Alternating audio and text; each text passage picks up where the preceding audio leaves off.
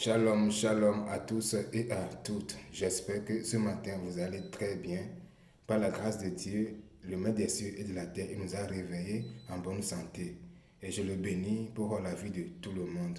Au nom puissant de notre Seigneur Yahushua HaMashiach. Amen.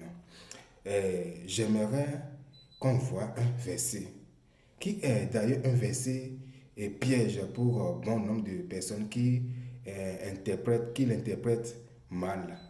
Et ce verset, c'est Romains chapitre 5, verset 20. Là, il est écrit, et là où le péché a abondé, la grâce a surabondé.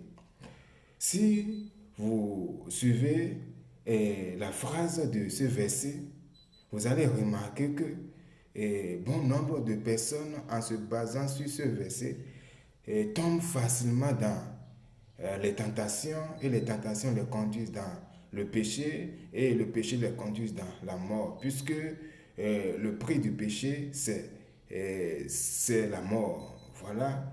Donc, ce verset dit, les gens se disent, pardon, que ah, maintenant, de même si nous péchons, nous savons maintenant que la parole de Dieu a dit, là où le péché a abondé, que la grâce a surabondé. Donc, de même si nous péchons, la grâce est là pour nous secourir.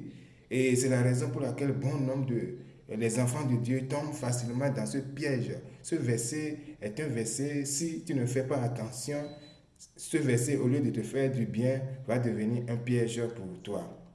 Aujourd'hui, j'aimerais à ce qu'on change la phrase de ce verset, ou soit le contexte de ce verset, le terme de ce verset. Au lieu de dire là où le péché a abondé, la grâce a surabondé, nous allons tous et toutes simplement dire là où la maladie a abondé, la guérison a surabondé, puisque dans ce mois qui est le mois de mai dans lequel nous sommes, est un mois gouverné par la puissance de la guérison appelée Adonai Rapha. C'est la raison pour laquelle les Hébreux appellent ce mois de mai Ia, qui signifie car je suis l'Éternel qui te guérit, l'Éternel ton guérisseur.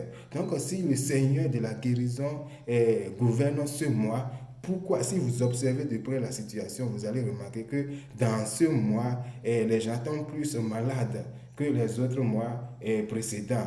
Si vous allez dans les hôpitaux, vous allez confirmer cela, qu'il y a beaucoup, les hôpitaux sont abondés, sont débordés des malades. Les maisons, les foyers, les guerres, la Russie, l'Ukraine, tout ça, ce sont des maladies. Donc, si le maître, le Seigneur de la guérison gouverne effectivement dans ce mois, pourquoi tant de maladies? Simplement, ces maladies étaient dans le sang, sont dans le sang, mais elles ne se sont pas manifestées. Donc l'Éternel a choisi un mois spécial. Et puis ce mois est en quelque sorte la vallée de Josaphat.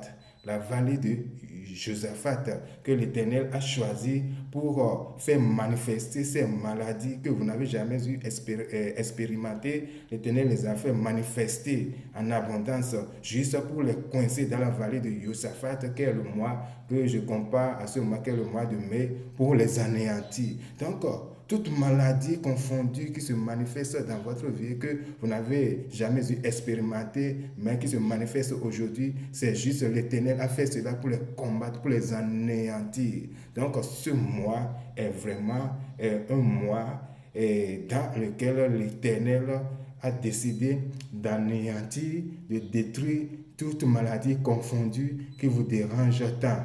Pour cela, si quelqu'un a cherché de la guérison par-ci par-là et ne la trouve pas, et depuis des années jusqu'à présent, il faut savoir que ce mois, c'est un jour, c'est le mois, c'est un mois de la guérison. Tu vas obtenir la guérison. Il suffit à ce que tu t'attaches fermement à l'Éternel et l'Éternel sera ton secours. C'est la pierre qui aide. C'est la raison pour laquelle il y a un nom qui dit Ebenezer. Ebenezer, qui signifie la pierre qui aide. Shalom à vous et concentrez sur la prière pour la guérison dans ce mois qu'est le mois de mai. Shalom, shalom. Amen.